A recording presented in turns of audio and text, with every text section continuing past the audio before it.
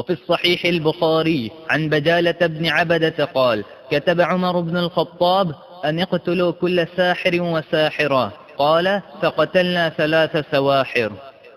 صحیح بخاری میں بجالہ بن عبدہ بنو تمیم سے ان کا تعلق تھا اور بصرہ کے رہنے والے تھے اور ثقہ راوی. یہ فرماتے ہیں کہ کتب عمر بن الخطاب رضی اللہ عنہ ان اقتلوا كل ساحر وساحرة. امیر المومنین عمر بن الخطاب رضی اللہ عنہ نے یہ لکھا اور یہ لکھ کر یہ آرڈر اپنے اموال تک بھیجا کہ ہر ساحر جادوگر کو، ہر ساحرہ جادوگرنی، جادوگر خاتون کو، جادوگر مرد کو قتل کر دو، ان کی سزا قتل ہے. فقتلنا 3 سواحر. تو امیر المومنین کے حکم سے ہم نے 3 جادوگر جو تھے ان کو قتل کیا. 3 جادوگروں کی ہمیں اطلاع ملی تو ہم نے ان کو قتل کیا. تو جادوگر کی سزا کیا ہے؟ قتل، اور بلا توبہ کی.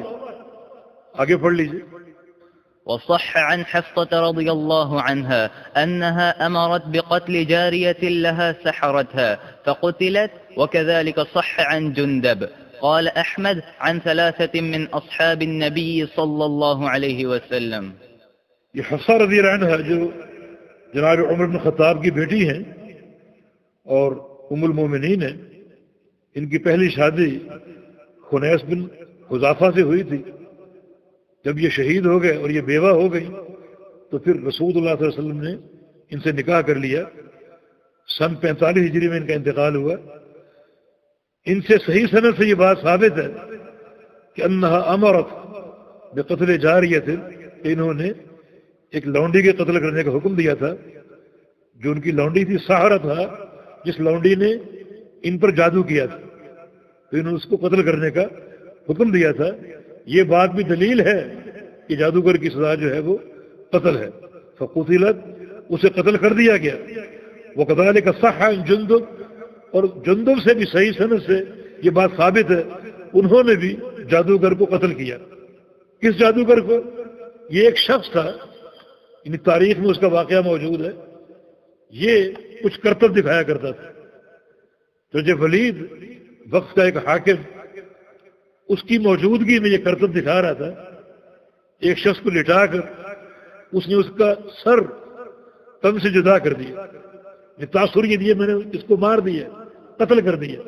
اس کا سر جو ہے اس کے جسم سے دور کر دیا اور پھر اپنے جادوئی عمل سے دوبارہ اس کو جوڑ دیا.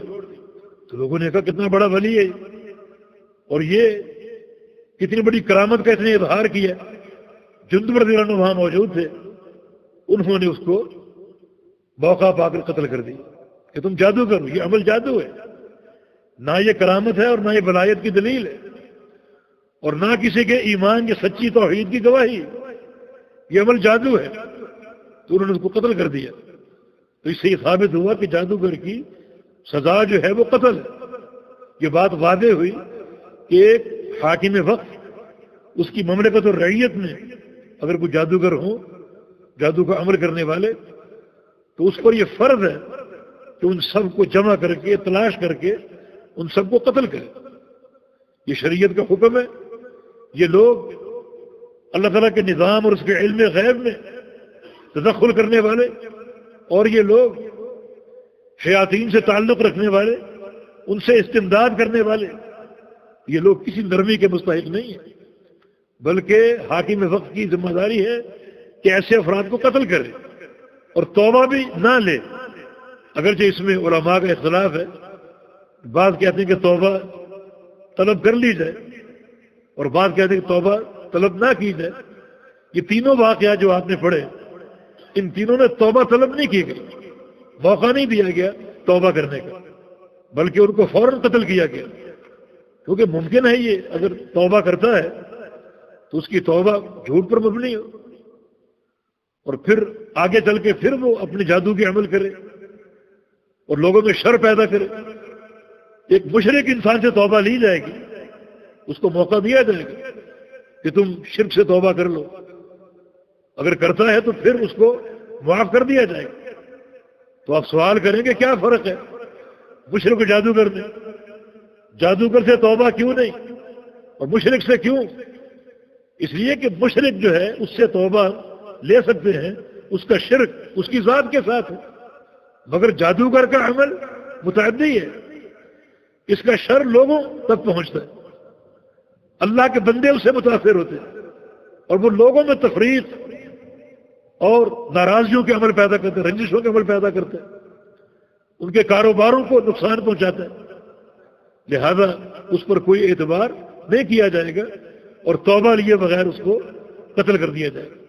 بعض واقعات میں ایک جادوگر جو کافر تھا وہ اسلام لایا اور اس کا اسلام لانا قبول کیا گیا۔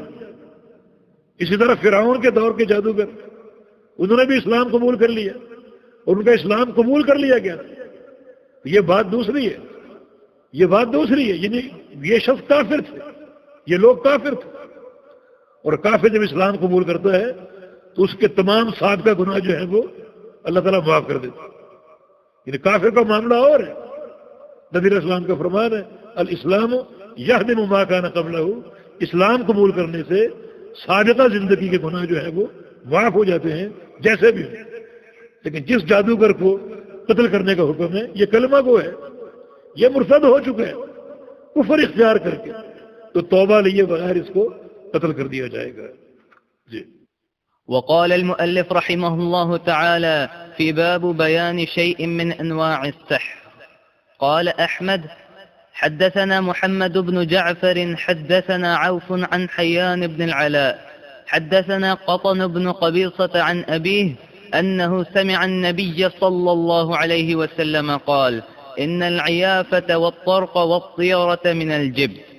یہ اس باب میں کچھ جادو کی اقسام کا ذکر ہے، یعنی سحر کی کچھ انواع کا ذکر ہے تاکہ ہمارے علم میں وہ اقسام ہوں اور بچنا ممکن ہو اور آسان ہو۔ ایک چیز جب تک معلوم نہ ہو اس سے بچاؤ کیسے ممکن ہو سکتا ہے؟ اس لیے کچھ اقسام سحر کی بیان کی گئی ہیں تاکہ اچھی طرح آپ پہچان لیں اور بچاؤ ممکن ہو، تحفظ ممکن ہو۔ قال احمد حدثنا محمد بن جعفر، احمد امام احمد بن حنبل اپنی سند بیان کر رہے ہیں کہ ہمیں یہ حدیث محمد بن جعفر نے بیان کی، اور محمد بن جعفر فرماتے ہیں کہ مجھے یہ حدیث اوف نے بیان کی۔ یہ محمد بن جعفر ثقہ راوی، اس کا لقب غندر ہے، اوف نے بیان کی، اور اوف حیان بن علا کا شاگرد ہے اور وہ قطر بن قبیصہ کا شاگرد ہے، اور قبیصہ اللہ کے پیغمبر کے صحابی قبیصہ بن مخارق رضی اللہ عنہ وہ فرماتے ہیں انہ سمع النبی صلی اللہ علیہ وسلم قال کہ نبی علیہ السلام کو یہ فرماتے ہوئے سنا ان العیافۃ والطرق والطیرۃ من الجبت، یہ تین عمل جادو ہیں، عیافہ بھی، طرق بھی اور طیارت بھی۔ رسول اللہ صلی اللہ علیہ وسلم نے ان تینوں چیزوں کو جادو قرار دیا ہے اور سحر قرار دیا ہے۔ عیافہ کیا ہے؟ عیافہ سے مراد زجر الطیر، زجر الطیر، پرندے کو اڑانا، پرندے کو اڑانا۔ یہ ایک خاص عمل تھا اپنے مستقبل کی خیر یا شر معلوم کرنے کے لیے۔ یعنی کوئی شخص گھر سے باہر نکلتا، کسی سفر کا ارادہ ہے، تو راستے میں اگر کوئی پرندہ آتا اس کو وہ اڑاتا، اگر وہ دائیں طرف گیا ہے تو اس سفر کو بابرکت سمجھتے، اور بائیں طرف گیا ہے تو اس سفر کو باعث نقصان یا باعث شر سمجھتے۔ اور بعض لوگوں نے اس مقصد کے لیے پرندے پالے ہوئے تھے، اور لوگ کوئی اہم کام کرنا چاہتے، شادی بیاہ کا، کاروبار کا یا سفر کا، تو ان کے پاس جاتے اور کہتے کہ اپنے پرندے کو اڑا کر ہماری فال نکالیے کہ ہمارے لیے یہ کام باعث خیر یا شر۔ تو پھر وہ پرندے کو اڑاتے، اگر دائیں طرف جاتا ہے تو باعث برکت ہے، ٹھیک ہے یہ کام ہونا چاہیے، بائیں طرف جاتا ہے تو باعث شر ہے۔ اگر پرندہ اڑ کر آگے چلا جاتا ہے تو پھر یہ عمل دوبارہ شروع کرتے، دوبارہ اڑاتے، جب تک دائیں یا بائیں نہ جاتا اس وقت تک یہ فال طلب کرتے رہتے اور اڑاتے رہتے۔ یہ انسانوں کا عقیدہ اور انسانوں کی فکر۔ اللہ تعالیٰ نے کیا بنایا؟ اشرف المخلوقات، اور یہ کتنا گرا ہوا انسان ہے کہ ایک پرندے سے اپنے خیر و شر وابستہ کیے بیٹھا، اس کی خبر پر وہ قائم ہے. پرندہ جو بتائے گا میرا معاملہ اس پر میں چلوں گا. ان پرندے کے ساتھ اپنا مستقبل اور اپنا کام وابستہ کیے ہوئے یہ انسان اسفل السافلین میں گر گیا. اللہ نے کیا مقام دیا اور یہ انسان اپنے اس گندے عقیدے کی بنا پر کس دلدل میں جا پھنسا ہے, کس برائی میں جا گرا ہے. اللہ کے پیارے پیغمبر نے اس عمل کو بھی جادو کہا ہے, یہ بھی سحر سے متعلق ہے. لہذا ایسا کوئی کام جس میں پرندے سے فال لی جائے, جسے ہمارے ہاں اکثر لوگ فٹ پاتھوں پر طوطے لیے بیٹھے, مکروہ قسم کے لوگ, گندے لوگ طوطے لیے بیٹھے. اچھے اچھے لوگ اپنی قسمت کا حال معلوم کرنے کے لیے ان لوگوں کے پاس جاتے, انتہائی خبیث اور حقیر لوگ, کہ ہماری قسمت کا حال بتاؤ, اور وہ کہتا ہے کہ میں طوطے سے معلوم کرتا ہوں. ان انسان کا کتنا گھٹیا کردار. فرمایا کہ یہ سحر, اگر کسی انسان نے پرندوں سے اس طرح فال لینے کی کوشش کی تو وہ سحر میں داخل ہوگا. یہ سحر کا ایک حصہ ہے اور جادو ہے. وہ ترک, اور ترک بھی سحر ہے. ترک کیا ہے؟ ترک جو ہے وہ زمین پر جو ہے وہ خطوط کھینچنا, ان خطوط کے ذریعے مختلف تخمینوں سے مستقبل کی خبریں بیان کرنا. تو بہت سے لوگوں کا علم یہ تھا, وہ زمین پر خطوط کھینچ کر اور اپنے حدث اور تخمینے سے مستقبل کے احوال معلوم کرتے تھے اور لوگوں کو بتاتے تھے. فرمایا کہ اگر کوئی شخص یہ عمل کرتا ہے تو وہ جادوگر ہے, اور جو شخص اس کے پاس جاتا ہے اس کے اس عمل سے اپنے مستقبل کا حال معلوم کرنے کے لیے تو وہ جادو میں داخل ہو گیا, وہ سحر میں داخل ہو گیا, جس کی بڑی وعیدیں آپ نے سن لی. اور تیسرا طیارہ, اور طیارہ بھی شرک ہے, یہ بھی سحر ہے. طیارہ بھی سحر ہے. طیارہ کیا ہے؟ طیارہ کا معنی کسی بھی مسموع یا مرئی چیز سے فال لینا. کسی بھی مسموع یعنی جو چیز سنی جائے یا مرئی جو دیکھی جائے, یعنی کسی بھی چیز سے فال لینا, خواہ وہ پرندہ ہو یا کوئی بھی چیز ہو. یہ بات ہمارے معاشرے میں موجود ہے کہ صبح صبح کوئی ایسا شخص دیکھ لیں کہ بیچارہ غریب ہو, پھٹے کپڑے ہوں, تو ہم کیا کہتے ہیں کہ صبح صبح یہ متھے لگ گئے, پتہ نہیں دن کیسے گزرے, آج نقصان ہوگا. اور کوئی نقصان ہو تو ہم کیا کہتے ہیں کہ صبح ہم نے فلاں کو دیکھا تھا, اس کی نحوست نہیں. یہ طیارہ, یہ عمل تطیر ہے. کسی بھی چیز کو آپ اپنے لیے نحوست کا باعث سمجھیں, اس سے نحوست لیں آپ. پیارے پیغمبر نے فرمایا کہ یہ عمل بھی سحر ہے, یہ بھی جادو. جو لوگ یہ کام کر رہے ہیں سب ہو رہے ہیں, لوگ یہ کام کر رہے ہیں, اختیار کیے بیٹھے ہیں, اور آپ نے سب کو سحر قرار دیا, اس سب کو جادو قرار دیا. یہ تفسیر آگے خود شیخ نے بیان کر دی. قال عوف العیافۃ زجر الطیر. عیافہ کیا ہے؟ پرندے کو اڑانا اور قسمت کا حال جاننا. ترک کیا ہے؟ یخط بالارض, کہ زمین میں خطوط کھینچے جائیں, ان خطوط کے ذریعے تخمینوں سے مستقبل کی خبریں معلوم کی جائیں. اور جبت کیا ہے؟ قاد الحسن رنت الشیطان. جبت شیطان کی آواز ہے, شیطان کی آواز ہے. اس سے مراد شیطان کی وحی. شیطان بھی وحی کرتا ہے اپنے اولیاء کے دلوں میں. کہ رنت الشیطان, شیطان کی وحی جو وساوس اور جو وحی اپنے دوستوں کے دلوں میں وہ کرتا ہے, رنت الشیطان. یہ جبت کی ایک تفسیر ہے. وہ جبت جو ہے اس کے معنی میں سے ایک معنی شیطان, شیطان کی وحی اور شیطان کے وساوس جو اپنے دوستوں کے دلوں میں پیدا کرتا ہے, اور پھر وہ ان وساوس اور اس وحی کو بروئے کار لا کر لوگوں کو گمراہ کرتے ہیں. یہ بھی جبت ہے. تو یہاں جادو کی 3 قسمیں ہمارے سامنے آئی. ایک عیافہ, پرندوں سے فال لینا, یہ عمل سحر ہے. دوسرا ترک, ایسے لوگوں کے پاس جانا جو زمین پر خطوط بنا کر مستقبل کے احوال معلوم کرتے ہیں, یہ بھی جادو ہے. وہ طیارہ, اور کسی بھی چیز سے جو ہے وہ شر یا نحوست کی فال لینا, کسی بھی چیز سے.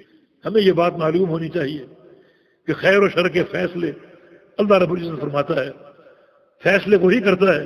اگر خیر ہمیں حاصل ہوگی تو اللہ کے امر سے ہوگی، اور اگر شر حاصل ہوگا تو وہ بھی اللہ کے امر سے حاصل ہوگا۔ اس میں کوئی چیز باعث نحس نہیں ہے، اور کسی چیز کو دیکھنا کسی نقصان کا باعث نہیں۔ جو مختلف توہمات ہیں، کالی بلی سامنے سے گزر جائے تو ہمیں نقصان کا اندیشہ ہوتا ہے، کوا بول جائے ہمیں نقصان کا اندیشہ ہوتا ہے، گھر کی چھت پہ الو بول جائے ہمیں نقصان کا اندیشہ ہوتا ہے۔ رسول اللہ صلی اللہ علیہ وسلم نے ان تمام امور کو سحر کے ساتھ منسلک کیا، اور سحر کی وعید آپ نے سن لی۔ اس لیے ان چیزوں سے بچاؤ اور دوری اختیار کرنا انتہائی ضروری ہے اپنے ایمان کی حفاظت کے لیے اور اپنے عقیدے کی حفاظت کے لیے۔ جی۔ وعن ابن عباس رضي الله عنهما قال رسول الله صلى الله عليه وسلم: من اقتبس شعبة من النجوم فقد اقتبس شعبة من السحر زاد ما زاد. رواه ابو داود. عبداللہ بن عباس فرماتے ہیں رضی اللہ عنہما، قال رسول اللہ صلی اللہ علیہ وسلم، رسول اللہ صلی اللہ علیہ وسلم کا فرمان ہے، من اقتبس شعبة من النجوم فقد اقتبس شعبة من السحر، کہ جو شخص علم نجوم کا کوئی حصہ حاصل کرتا ہے، علم نجوم کا پڑھتا ہے، حاصل کرتا ہے، سیکھتا ہے، فقد اقتبس شعبة من السحر، اس نے جادو کا ایک شعبہ حاصل کیا۔ یعنی علم نجوم بھی جادو ہے، یہ بھی جادو کا ایک شعبہ ہے۔ علم نجوم کیا ہے؟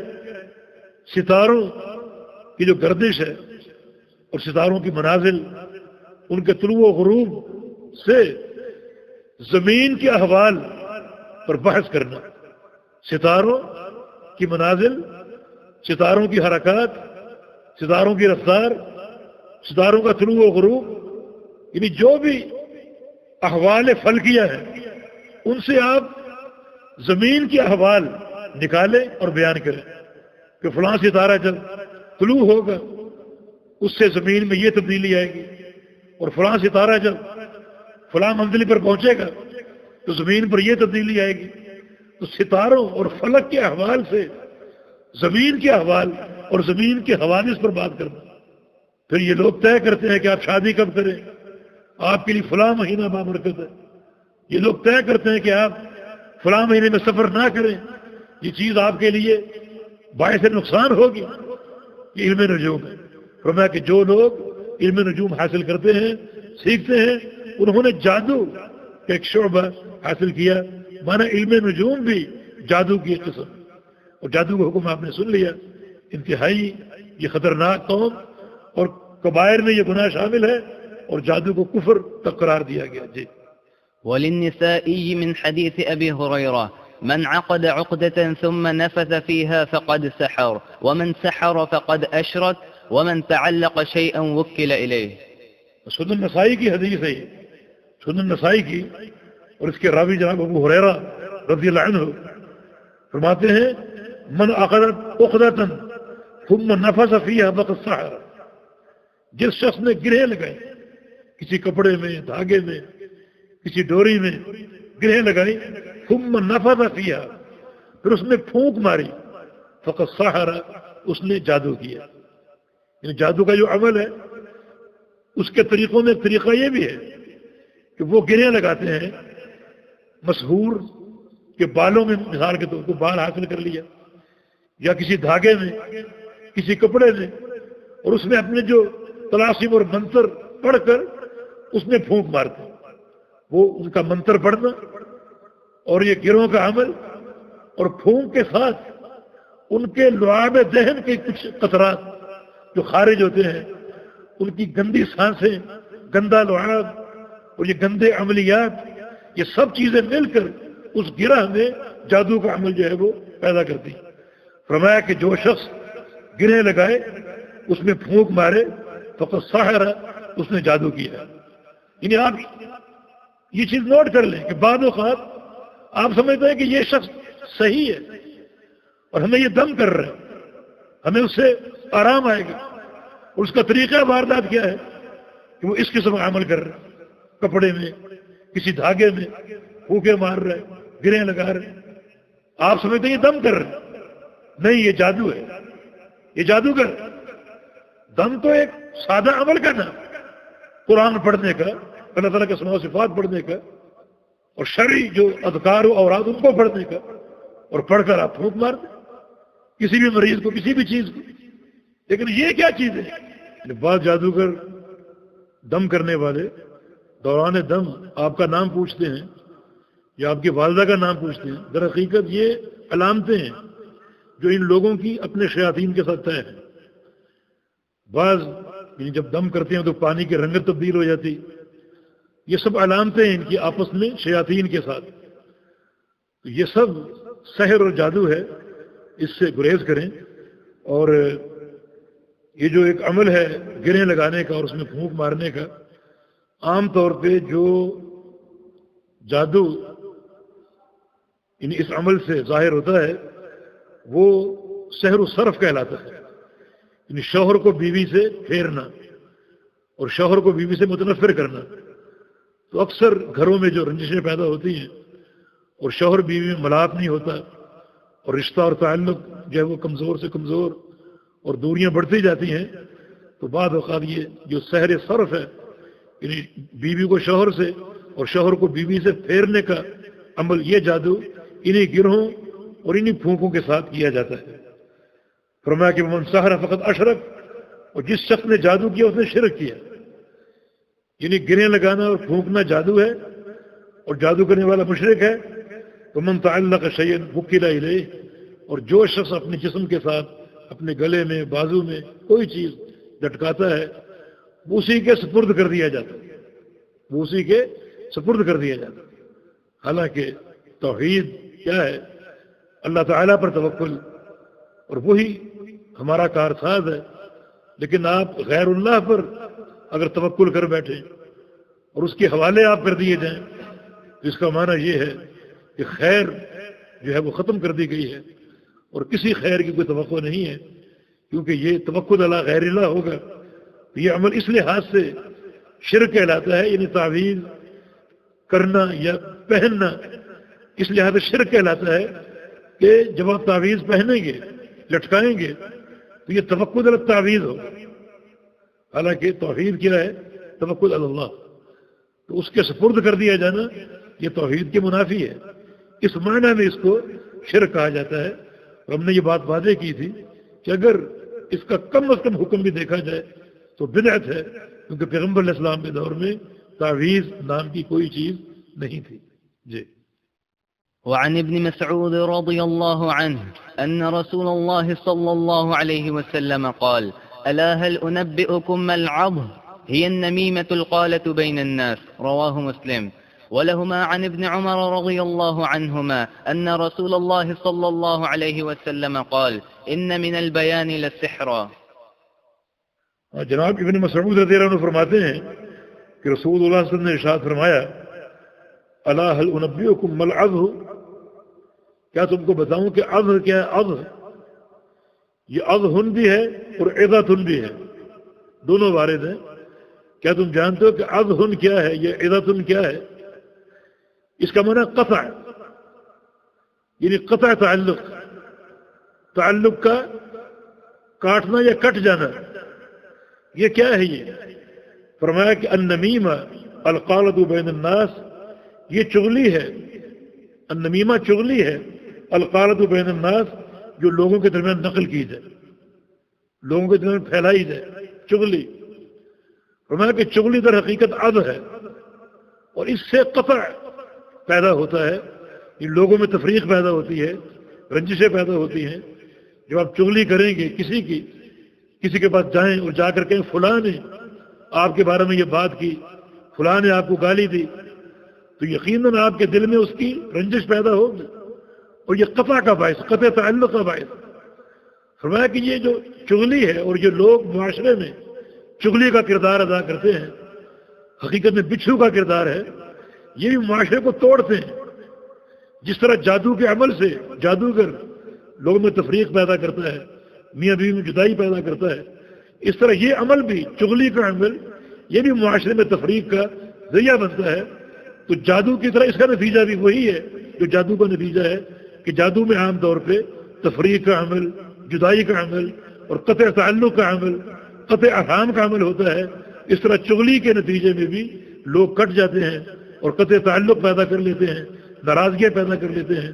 تو رسول اللہ صلی اللہ علیہ وسلم نے چغلی کے عمل کو بھی سحر قرار دیا اور جادو قرار دیا، یعنی جادو کا ایک شعبہ قرار دیا ہے، کیونکہ نتیجہ ایک ہی ہے۔ جس طرح جادو کے عمل سے اکثر تفریق پیدا ہوتی ہے، جو شیطان کا اصل عمل ہے، شیطان سب سے زیادہ خوش کب ہوتا ہے؟